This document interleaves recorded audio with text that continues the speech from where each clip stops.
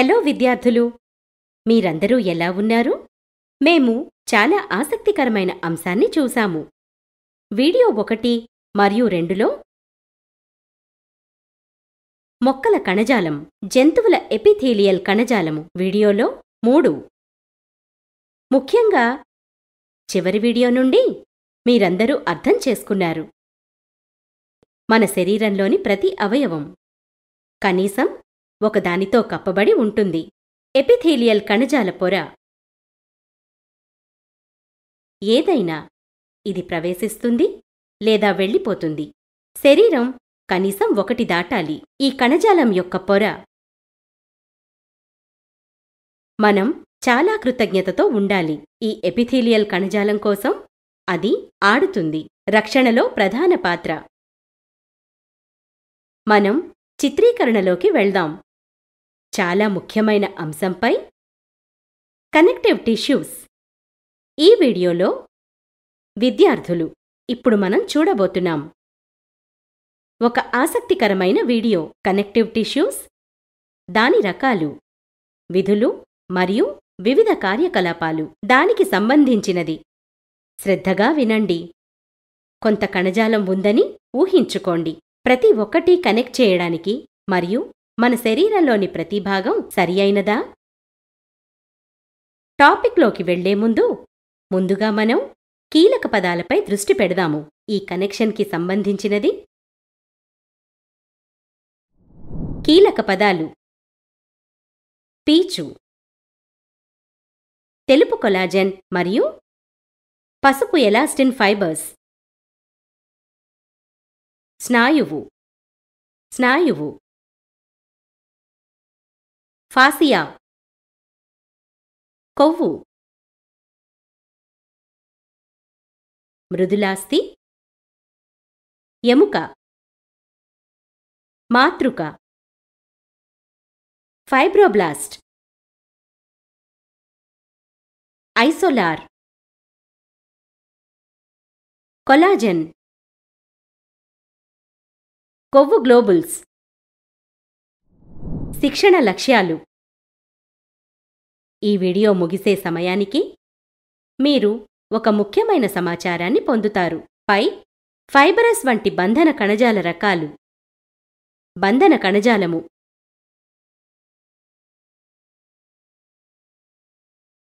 మృదులాస్థి, ఎముక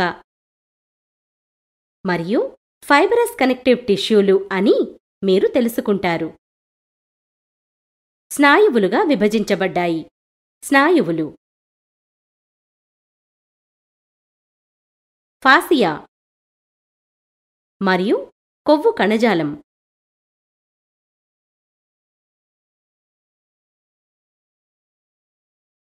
కుడి. మనం ప్రారంభిద్దాం. Concept map 1.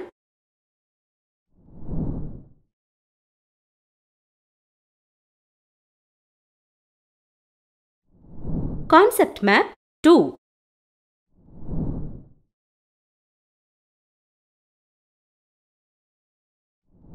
బంధన కణజాలము.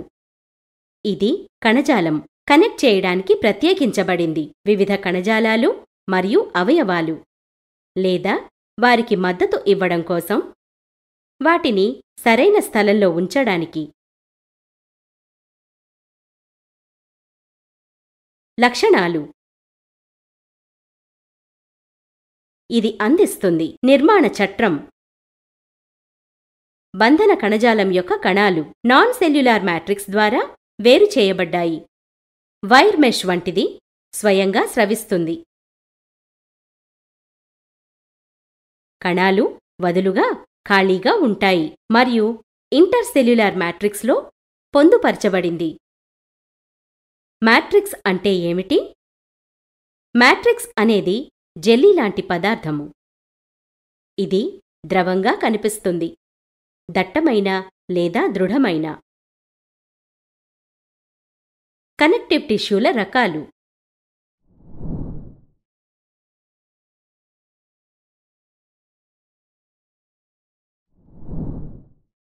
మొదట ప్రారంభిద్దాం. పీచు బంధన కణజాలంతో ఫైబరస్ కనెక్టివ్ టిష్యూ. ఈ కణజాలం సాధారణంగా ప్యాకింగ్ మరియు బైండింగ్ కోసం పనిచేస్తుంది. చాలా అవయవాలు.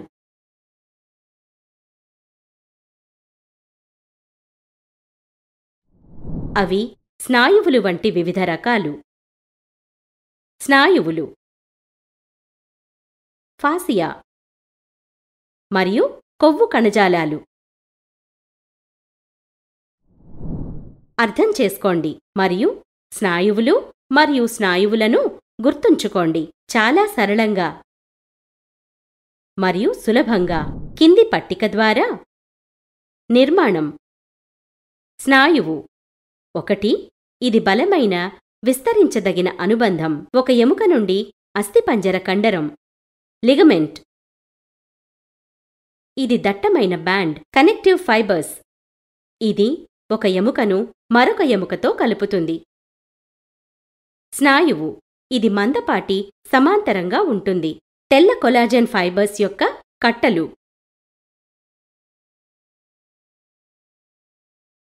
లిగమెంట్. ఇందులో వైట్ కొలాజెన్ రెండూ ఉంటాయి మరియు పసుపు సాగే ఫైబర్స్ వేర్వేరు దిశల్లో నడుస్తున్నాయి.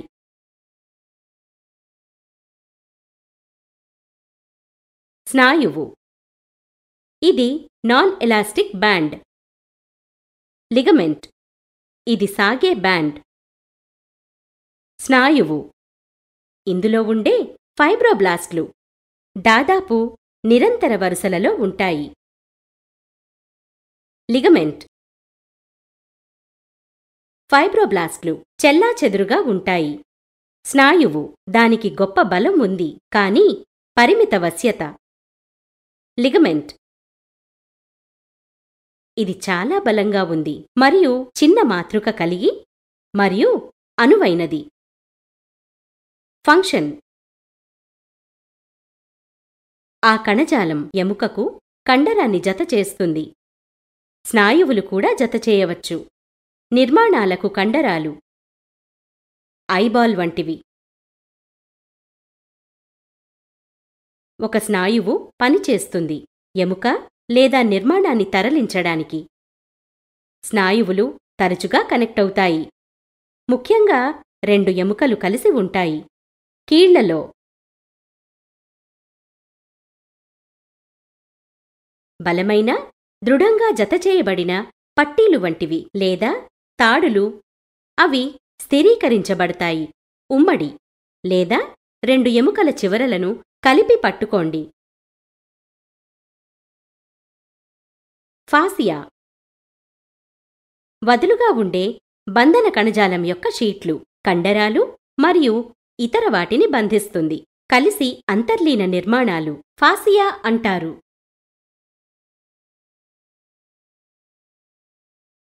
కొలాజెన్, ఎలాస్టిన్ మరియు ఇతర ప్రోటీన్లు ఈ వదులుగా ఉన్న మాతృకలో కనిపిస్తాయి. బంధన కణజాలము దట్టమైన మరియు వదులుగా ఉండే బంధన కణజాలం 2 కణాల నుండి ఉద్భవించింది. ఫైబ్రోబ్లాస్ట్లు అంటారు. ఇది స్రవిస్తుంది. బాహ్య కణ మాతృక. అరియోలార్ కణజాలం. నిర్మాణం. అరియోలార్ కణజాలం ఒక రకమైన బంధన కణజాలం. ఇది వివిధ కణజాలాలను కలుపుతుంది. ఈ కణజాలంలోని కణాలను అంటారు ఫైబ్రోబ్లాస్ట్లు. ఈ కణాలు పీచు పదార్థాన్ని స్రవిస్తాయి. ఇది ఇతర కణజాలాన్ని స్థానంలో ఉంచుతుంది.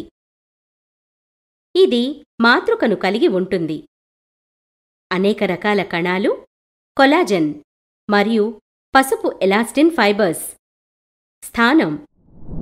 వారు చర్మం మరియు మధ్య కనిపిస్తాయి. రక్తనాళాల చుట్టూ కండరాలు, నరములు మరియు ఎముక మధ్య. ఫంక్షన్. ఇది అవయవం లోపల ఖాళీని నింపుతుంది. అంతర్గత అవయవానికి మద్దతు మరియు కణజాల మరమ్మతులో సహాయం చేస్తుంది. గాయపడినప్పుడు ఇది ప్యాకింగ్లో సహాయపడుతుంది మరియు అవయవాలను ఉంచడానికి కొవ్వు కణజాలము.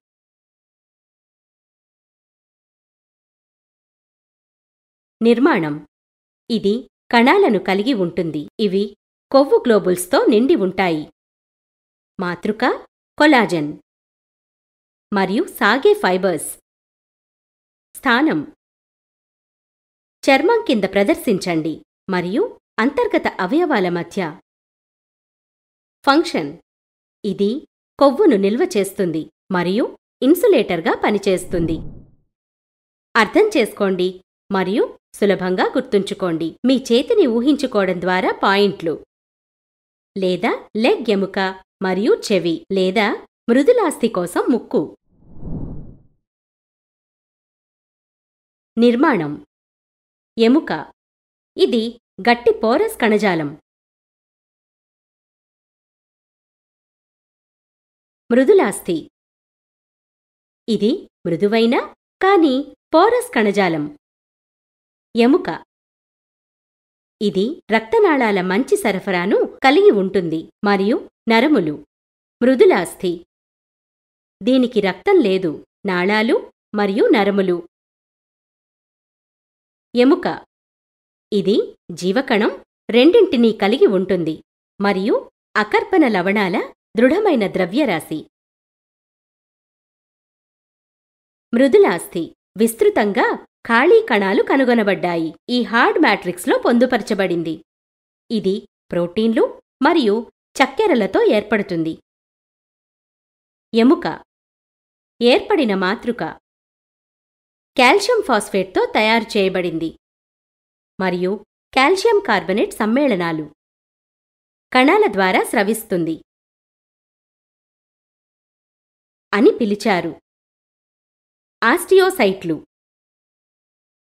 మృదులాస్థి.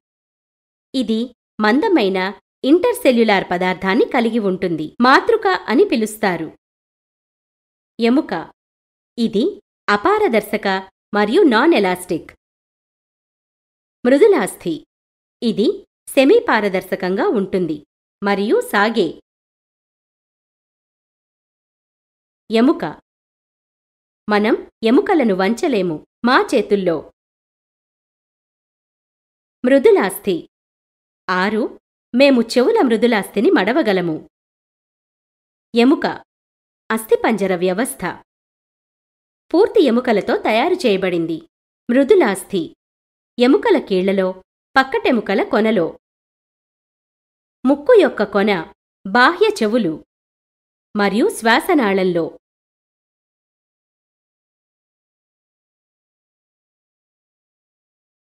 ఫంక్షన్. శరీర కదలిక కండరాల వల్ల ఎముకల సహాయంతో. మృదులాస్థి. అన్ని ప్రాంతాల్లో మద్దతు అందించండి. ఎక్కడ వశ్యత అవసరం. కార్యాచరణ. మీరు ఎముక కణజాలాన్ని గమనించాలనుకుంటే కోడి ఎముకలో వెనిగర్ లేదా పలుచనలో దాన్ని పరిష్కరించండి. రాత్రిపూట HCl. ఇలా ఒక్కరోజు చేస్తే మంచిది. ఎముకను మృదువుగా చేయడానికి ముందు దాని నుండి ఒక ముక్క తీసుకోండి. కత్తిని ఉపయోగించటం ద్వారా ఈ కణజాలం ఉపయోగకరంగా ఉంటుందని మీరు గమనించారు. శరీరంలో కదలికల కోసం చెవుల ముక్కును తాకండి మరియు దానిని వంచడానికి ప్రయత్నించండి. అవి వంగడం మీరు గమనించవచ్చు. అవి అనువైనవి మరియు మృదువుగా కనిపిస్తుంది. ఈ రకమైన మృదువైన కణజాలం మృదులాస్థి. రీకాల్.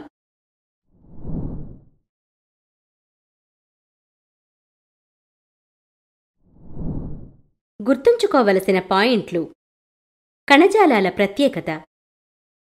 వివిధ కణజాలాలను కనెక్ట్ చేయడానికి మరియు అవయవాలు లేదా మద్దతు కోసం వాటిని సరైన స్థానంలో ఉంచడానికి బంధన కణజాలం అంటారు. బంధన కణజాలం ఇంకా వివిధ రకాలుగా విభజించబడ్డాయి. పీచు వంటి రక్తం, మృదులాస్థి మరియు ఎముక. పీచు కణజాలం 4 రకాలుగా ఉంటాయి. స్నాయువులు వంటి స్నాయువులు, ఫాసియా మరియు కొవ్వు కణజాలం.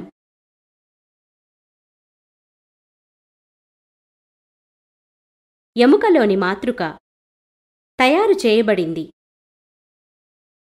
కాల్షియం మరియు భాస్వరం. మృదులాస్థిలో ప్రోటీన్లతో తయారు చేయబడింది మరియు చక్కెరలు.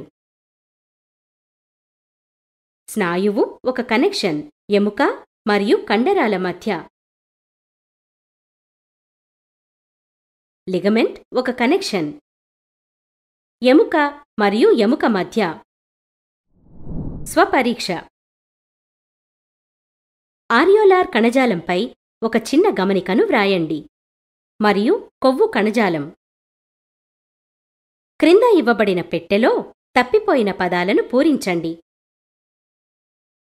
ఎముక ఎలా భిన్నంగా ఉంటుంది మృదులాస్థి నుండి? Home assignment. ఒకే చోట కూర్చుని మరియు టచ్ శరీరం యొక్క కొన్ని భాగాలు అర్థం చేసుకోవడానికి మరియు ఏ భాగాలను గుర్తించండి మృదులాస్థి మరియు ఎముకతో తయారు చేస్తారు. అంతా మంచి జరుగుగాక.